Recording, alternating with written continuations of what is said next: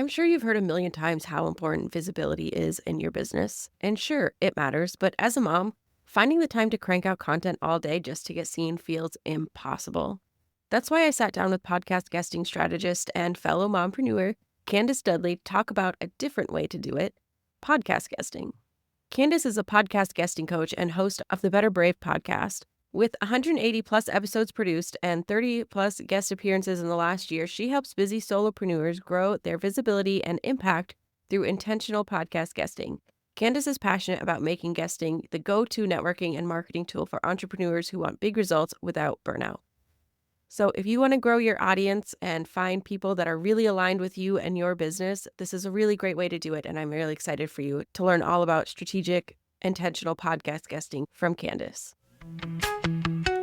Welcome to Mompreneur Mastery. I'm your host, Sydney O'Brien, an Instagram strategist turned content and messaging strategist after watching the online space get louder, buyers take longer, and content turn into a performance instead of real connection.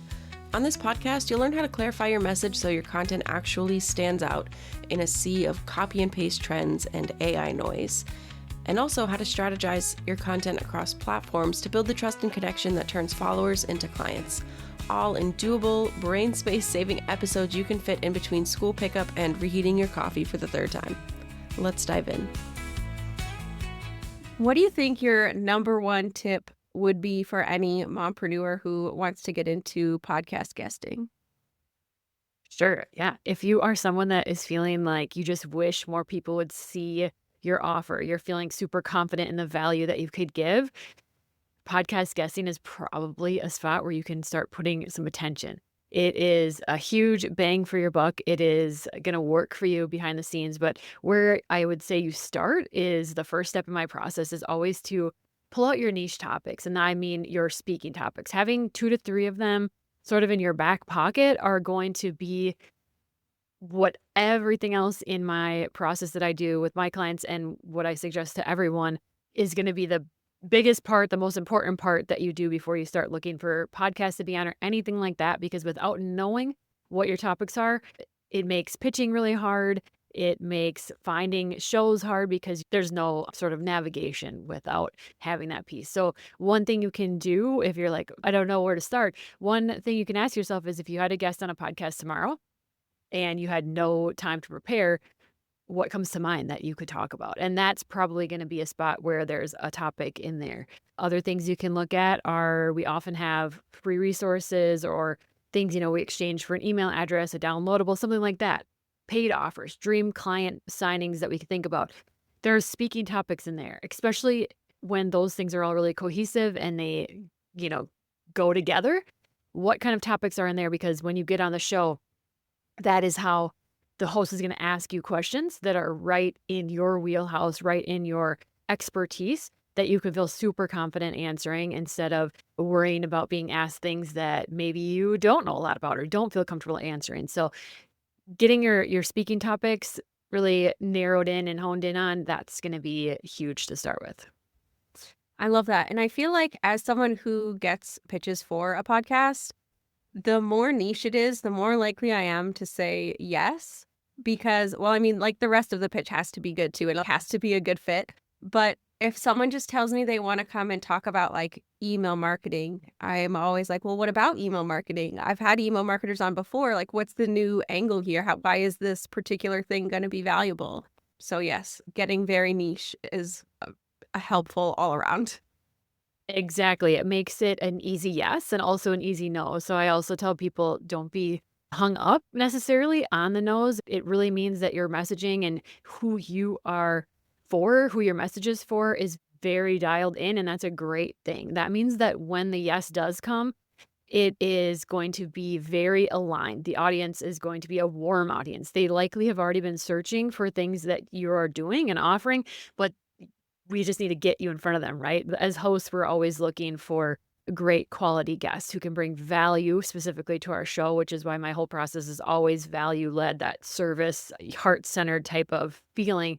Because as a host, that's what we care about. We want you to bring value to our audience because that's what we have strived to do since the beginning of setting up our podcast. So when you can do that, you're going to get a lot of more yeses quicker. And those are going to be super aligned audiences that are likely ready to jump on what you have going on. Mhm. If someone has never been a podcast guest before, what should they do to prepare? Mm. Yeah, actually, I help with this and strategize with them. And honestly, one of the hangups is I think I have to have my own podcast to be able to guest on a podcast. And that's not true. In fact, to date, all of my clients so far have not had their own podcast. So it's very doable, even if you don't have your own podcast. But what they can do to prepare is to, one, just be intentional. So I always say there's three parts to being on a podcast once you've booked it and being on it. One is your introduction, and then that middle chunk, the value. So the things that you're going to offer, maybe some actionable things. That's where your expertise is going to shine. That's where you're going to be highlighted as the go-to in your industry. And the third part I call the outro, and that's where you're going to send someone. So one thing we can think about for the intro, because this is a thing that has caught me in the past when I first started dabbling years ago in guesting, I was just so excited. I didn't have a plan. I didn't have a strategy. I was just thrilled to be doing it and getting to share. And so I got on the show. And of course, they asked me, hey, tell us who you are and how you got here. Some type of intro question that is very common in our podcasting world to be asked. And so I went into like life story, every twist and turn and pivot. And while there's value in your story, there's value in those pivots. If it's a quick hitting episode, maybe 20, 30 minutes, it's very easy to start talking about yourself for 5 minutes or so. And now you've taken up a big fraction of that show. And we haven't even gotten to your expertise yet. And so we want to make that really sweet and short and concise. And that's one thing you can practice because it's very likely that you'll be asked something like that. So that is definitely one place that you can improve your talk, I guess, in a big way, is to think about that and how you'd answer that. Yeah, that's super smart. And I feel like what you were saying before about having the niche topics down, that would also help a ton in preparation. Like the more niche it is, the more comfortable you are because it's just a thing you know so well. Absolutely, and that's a good point to emphasize even more is when you've done that work and you have those topics, now that middle value part is going to be more impactful. And we might have a lot of things going on in our business that we would love to talk about, but one podcast episode, the listener's attention span, just how we are, you can't talk about five different things. By the time you get done with that episode, people listening and even the host are going to have a more generalist feel about you. So the more specific you can be, honing in on one thing, it doesn't mean you couldn't go on another podcast and talk about a slightly different topic or another piece of your business. It just means for that one episode, getting specific in covering just one thing is going to be more impactful and likely convert people into coming over and following you, possibly downloading your free resources or working with you because you were so specific. So now when something gets brought up, or that host in particular tends to be a person that people will come to and ask, hey, do you know someone that helps with this? Because they know that we have connections and we network and we talk to people and we have different experts on our shows. So we're a common people that get asked that. And so keeping that relationship with that host going, especially the ones that you really vibe with, is another huge part to think about, and just continue to cheer each other on, because that's where referrals potentially could come down the road. But again, when you deliver a talk that is very specific, very niche, you'll be top of mind when they get asked, hey, do you know someone who does this? You don't do it, but do you know someone who does? They're going to think of you, versus if you got on and talked about 4 or 5 different things, you're probably not going to be what they think of.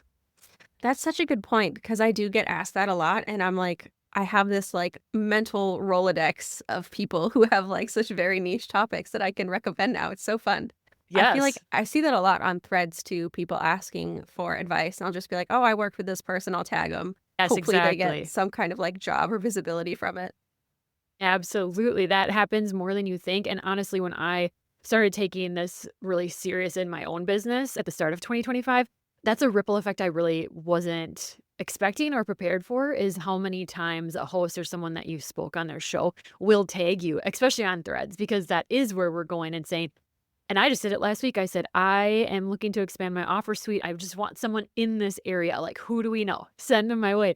And then you get all these tags. And yes, that certainly has happened. Or if someone is looking for guesting advice, I tend to get tagged from past interviews that I've done or hosts. And that's really exciting. And it's just building that like online community that entrepreneurship, as you know, especially being a mom and we're doing so many things, wearing so many hats, it can feel lonely. And it's so great when you start to feel like going online and onto social media and places that you have people in your corner cheering for you, tagging you, and that type of thing, and referring you. Referrals make things so much easier for people to click buy or to, invest in you because they already trust the person that's tagging you. And that's the best kind of marketing out there. Yeah, I was just talking with someone about that the other day, how they do less marketing now, but are still like doing a lot of networking. So they get a lot of referrals that way. And I was like, it makes so much sense. I would much rather go off of like someone else's word and their experience than this random person online, even after going through their 7 email funnel or whatever.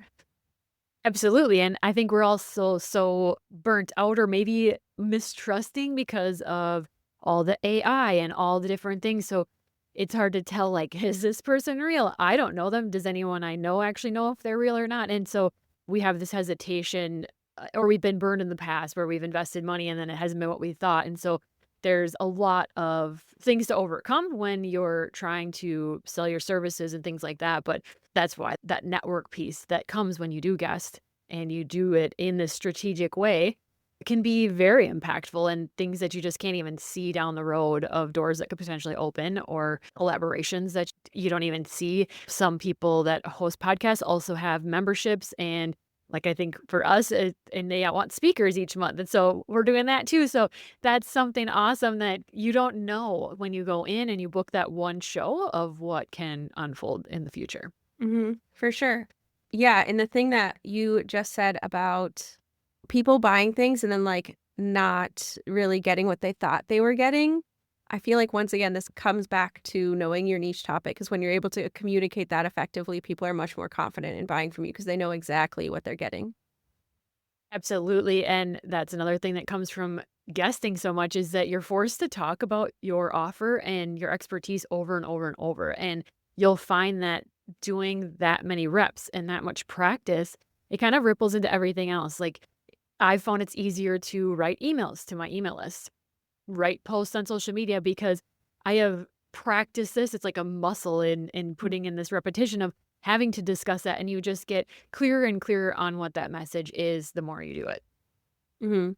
It also I feel like I got better at being a guest and being, like, comfortable talking about it even if I got asked questions that were, like, a little off topic because I just knew what I was doing and talking about. Absolutely, and trusting that you know enough. Don't Yeah. need to go out and get another certification or, have more clients until Right. all these things that we think we have to do before we can guest on a podcast, before we can speak to something. But the truth, I fully believe this, there's enough people for all of us. And someone is waiting to hear your take on it, your way of doing things, your story, because they haven't connected with me yet or someone else yet.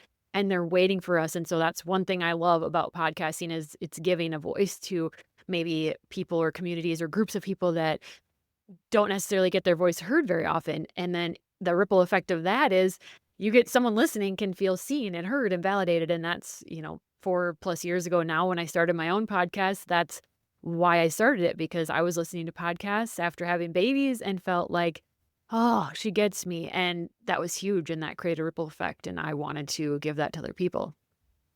I love that so much. I was very similar, but with Instagram. After I had my kids, I leaned hard into social media. We are a military family and move a lot, and I didn't have any family. So I'd be scrolling and posting pictures of my kids for my family and seeing their pictures. It was really nice. But that connection piece is just so, so important. Yeah, it is. And we feel like we're kind of crazy if we only have our own thoughts in our own head. And so getting to talk and connect and collaborate is huge.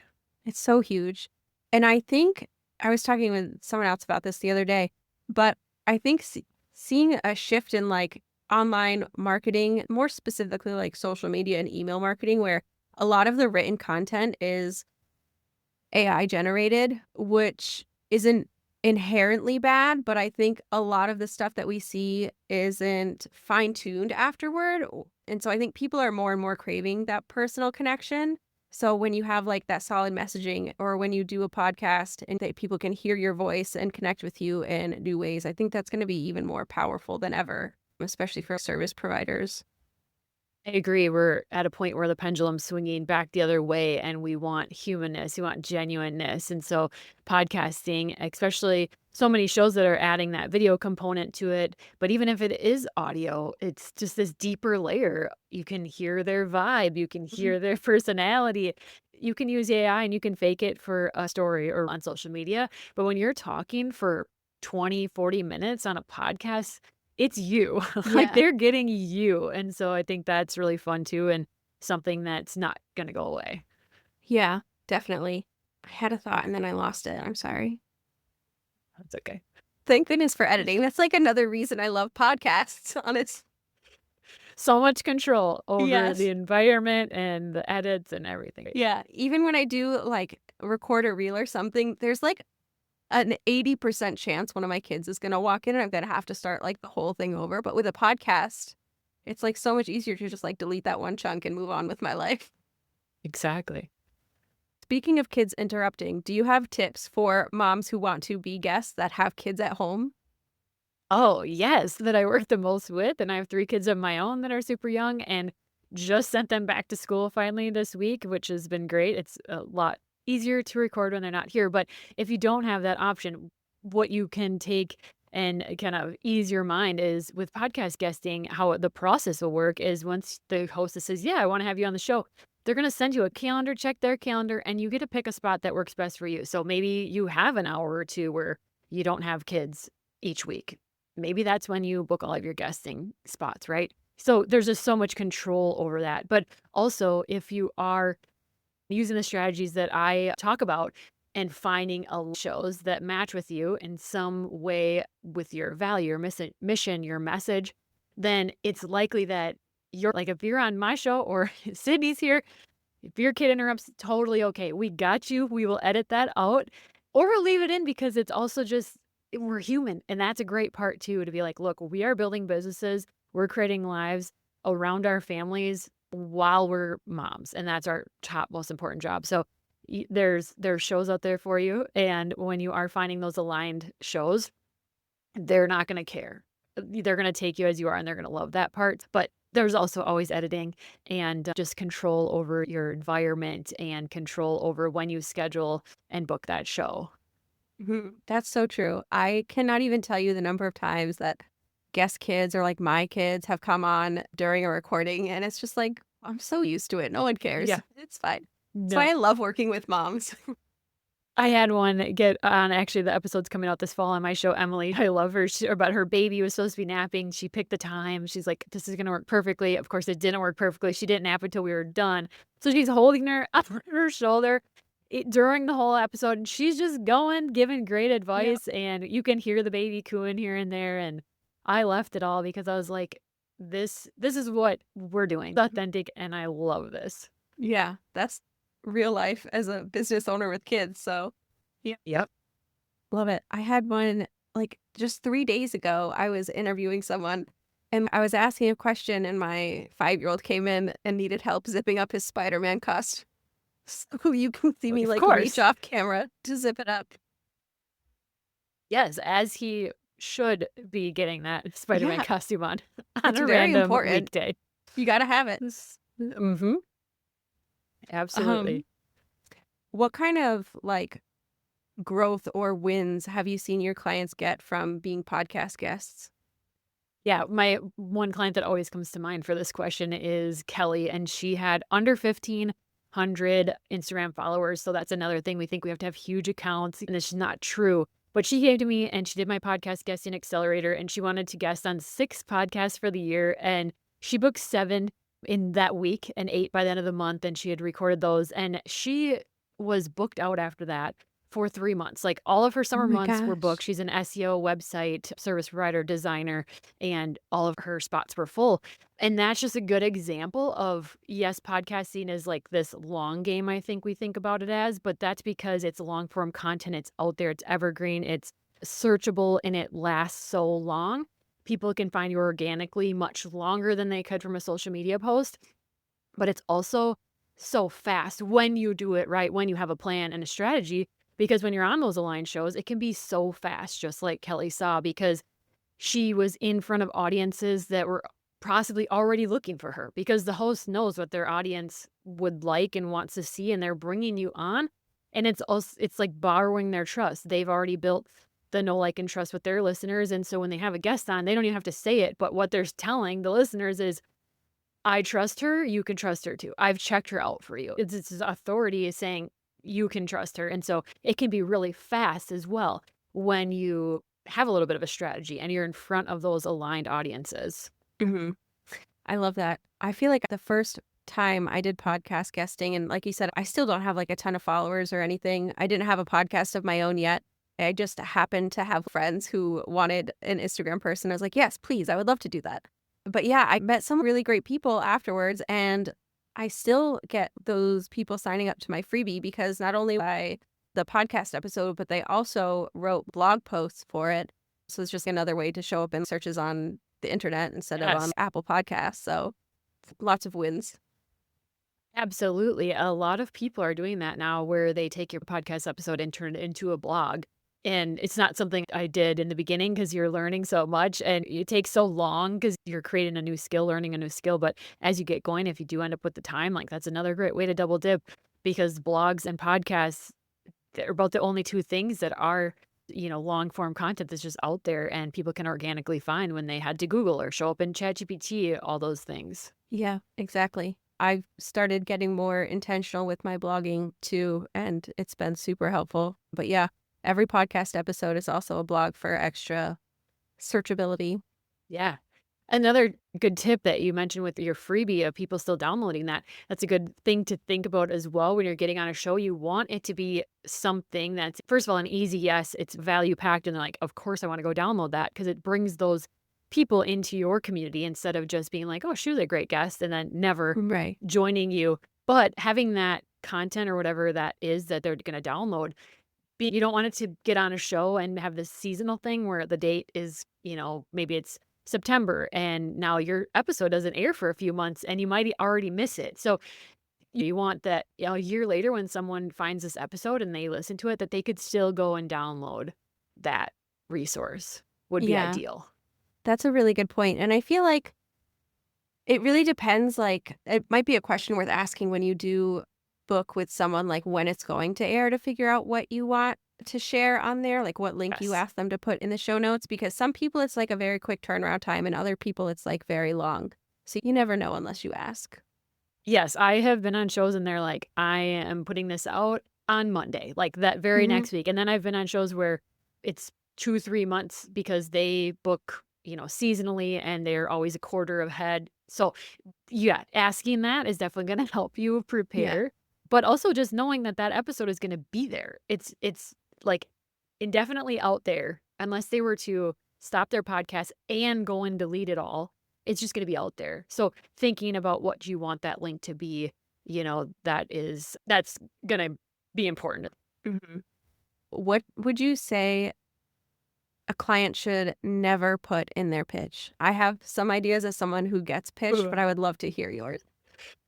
Oh gosh, I don't know if it's like what they should never say, but I don't think you should ever be pitching unless you've listened to the podcast. That's That's a going to good be my one. first thing. Yeah. It's funny that we have to say that, but Right. as hosts, we know that every week, if not daily, we're getting like ick pitches. A lot of times it's from companies that are pitching their client. And I don't really have a problem with that, but I don't do that for my clients. I'll go get you all the contact information. I will hand that off to you in a tracker in a nice bow so you don't have to search for anything.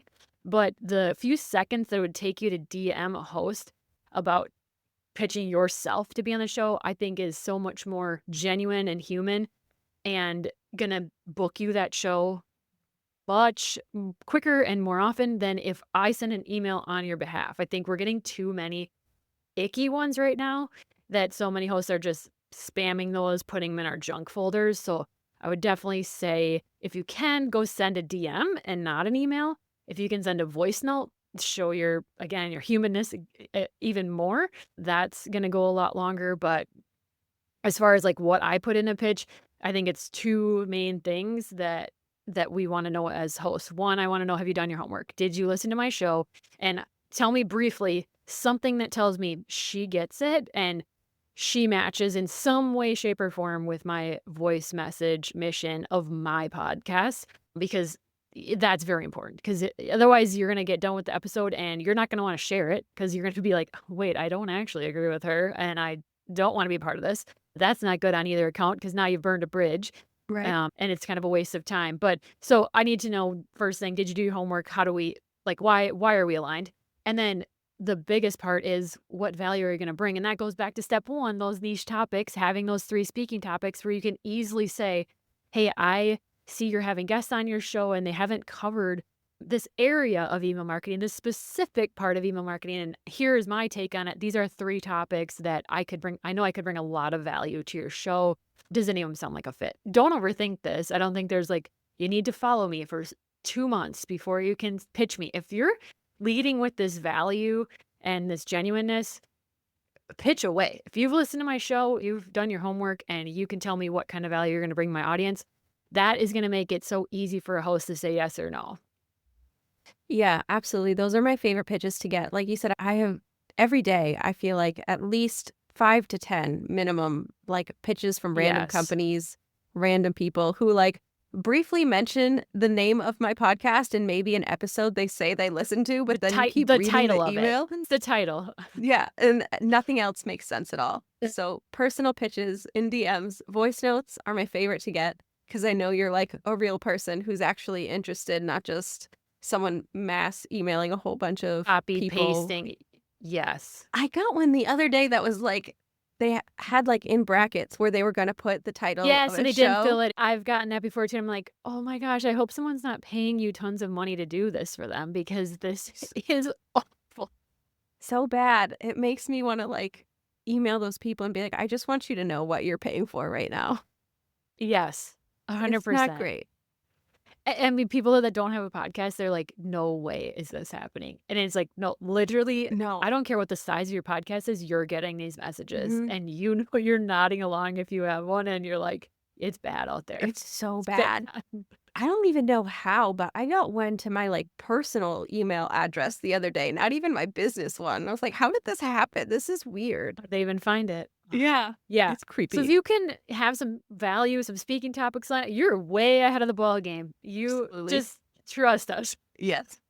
I would much rather get like a 2 or 3 sentence DM than some like long, overly complicated email like every day of the week. Amen. 100%. Yeah. So send the DM, please. It's much more personal and we love getting them. Absolutely. If someone has never pitched themselves before, what would you say to like motivate them to do it, or even like where to find someone to pitch to? Well, we always think worst case scenario, except for I think men, because I had a friend of mine, he's an author, he used to be a teacher, and he was on my podcast, and he was like, well, I always just think about like, what's the best thing that can happen? And I'm like, well, that's crazy because my brain always goes to what's the worst thing that can happen? But I like to think of his advice and think, what's the best thing that could happen? Because obviously the worst thing that could happen, well, maybe it's not obvious, but I'll tell you what it is. The worst thing that can happen when you send a pitch is you're going to get ghosted or told no. And in which case, nobody else knows and life goes on and it's no big deal. The best case scenario is that they say yes. And now you get to go meet this new audience and meet this new host. And who knows what could happen from that one door opening. So leaning into that type of energy, one, is great. Is some good mindset, good vibes. Mhm. And then what was the other part that you asked? You said, oh, where to find the show. Mm-hmm. Yes, because when you go to Apple or Spotify and you search, you really are usually just going to get big, huge production company type podcasts. And that's typically not, I mean, maybe you want to shoot your shot and aim for some of those, but it's typically not what, we're looking for when we're talking about this. And so it's sort of a breadcrumb trail. I do this for my clients, tapping into my 4-year plus network of podcast hosts and things. But if you're going to try to dabble in this, it's really finding a show. Like, obviously, you're listening to Sydney's show if you're hearing us right now, right? And so you might be jiving with her. Maybe you're going to pitch Sydney, but also maybe you're noticing, oh, Candace has a podcast. I can go over to Candace's. When you look at my guest episodes, you'll find there are podcast hosts that I have interviewed. So you could go to their show. It kind of ends up being this breadcrumb trail, which is also why I have a tracker that people can use. I think we've got a link that you can, I think I already sent it to you, but it's a free one they can grab, because you're going to start to be like, whoa, I need a place to store this. I need a place to keep track of all this. So I know who I'm talking to, who I need to follow up with. And it sort of becomes this sort of breadcrumb trail that you'll start to find these shows like ours that are more independently run that you're likely wanting to connect with. Yeah, that's such great advice. And the tracker is also amazing because I am definitely a person where I'm like, oh, I'll send this pitch and then like forget about it and then like forget to follow up because, oh, also I would recommend like don't be afraid to follow up because 9 times out of 10, if I don't respond, well, actually, a lot of the times it's just because it's a horrible pitch from like we were just talking about. But if it's Yep. like a real person, I normally just forget to respond. Right. Like one, my kids will start fighting and I get distracted and then I lose track of it completely. So don't be afraid to follow up. But having a tracker helps with that immensely.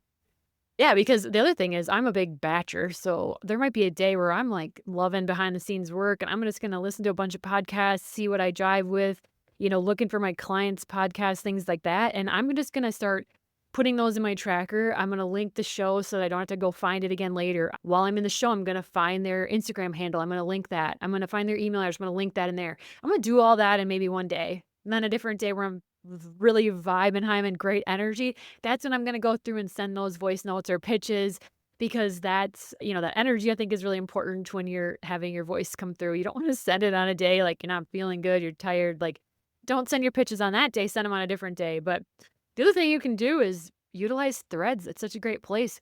Share your niche topics. When you do that step one and you have those, start sharing it. And you'll be surprised that the algorithm bringing you podcast hosts or someone tagging you. You just don't know what can happen. And so it doesn't have to be something super hard. Obviously, hiring people can speed things up, but I know there's a lot of DIYers out there too. So I'm cheering you on too. Like, that's what you can do to go start dabbling. Yeah. Threads is such an underrated place for that. I feel like everyone is always like, there's just such a great like, community of online business owners there. I love it so much. It does. The vibe is great right now. It just feels so genuine, so pure. People are Yeah. really actually cheering you on. It's Yeah. just a great place. Yeah. Yeah. Great place to be for sure. And for people who haven't done this before, you have a getting started guide to share with them. Is that right? Yeah, absolutely. Let's put that in the show notes. And it is like a 15-minute video. You can take it, run with it. It's my whole 5-step process. You can see from start to finish how you can really strategize and make this very effective and get you right in front of the most aligned audiences for you and your business. I love that. So much comes down to getting in front of the right audiences, but when you do, it's like so many doors open. It's like so helpful for your business, especially as a mom who doesn't want to create content all day for visibility. Absolutely. Rest assured, there's people out there looking for your services right now, but they can't find you. Podcast guesting is all about putting you in front of them, putting you in the room with the right people. And so when you do follow the plan, when you follow that strategy, you're right. There's a little bit of magic and it just feels great. It feels so aligned, feels so easeful instead of, the grind that Yes. sometimes you can feel.